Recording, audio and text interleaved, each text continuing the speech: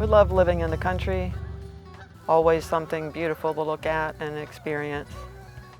The open space and the fresh air and peacefulness. So in 2016, I was diagnosed with a tumor in my pancreas that metastasized to my liver, and I had lots of tumors in my liver. 2019, my symptoms got worse, and so I was referred to MedStar Georgetown. They said I needed a transplant, and they put me on the donor list. But after being on the list for a year, it wasn't working for me to get a deceased liver. So they were encouraging me to put the word out for a living donor. So we went through social media and word of mouth, my church, and Pastor Matt Gregory was the first person that tried to donate to me, and I was floored that he was willing to donate. He didn't end up being a match, but 34 people applied to be living donors, and they couldn't find a perfect match.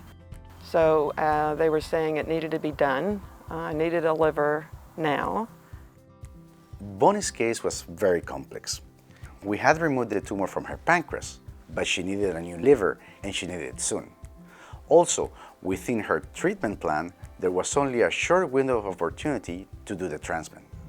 A liver coming from a living donor was a big advantage because it could be scheduled. Fortunately for Bonnie, the donor ended up being right under her nose. And so my youngest daughter, Samantha, heard that conversation and said that she would like to try to be my donor. Hi. Hi there.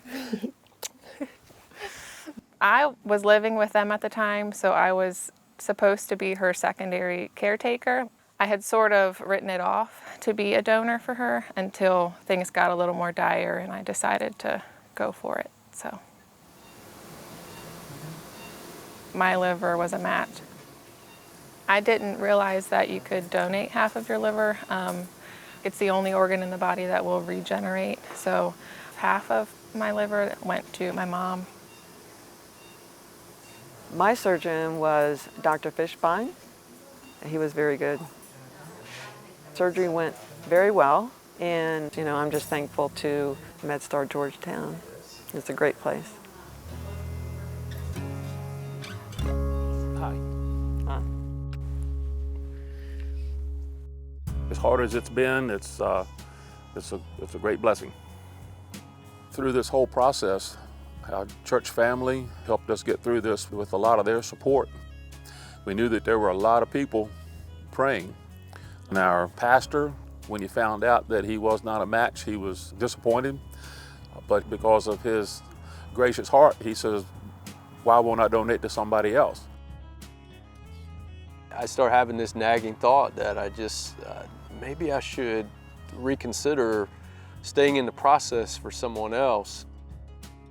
And then I was told that there was a child that I was a match for. Unbeknownst to me, they were making a public appeal, and I had no idea that they had gone on television. But it came together, and I actually did not even know the identity until after the surgery. He saved you, bud. Say hello. We want to start off by thanking you for saving our son's life. Yes. It was very emotional. So my wife, Elena, and I were there. We just have this connection now, my liver buddy. So that was pretty amazing. It's obvious, that God was just writing a story that was better than what we would have initially even prayed for.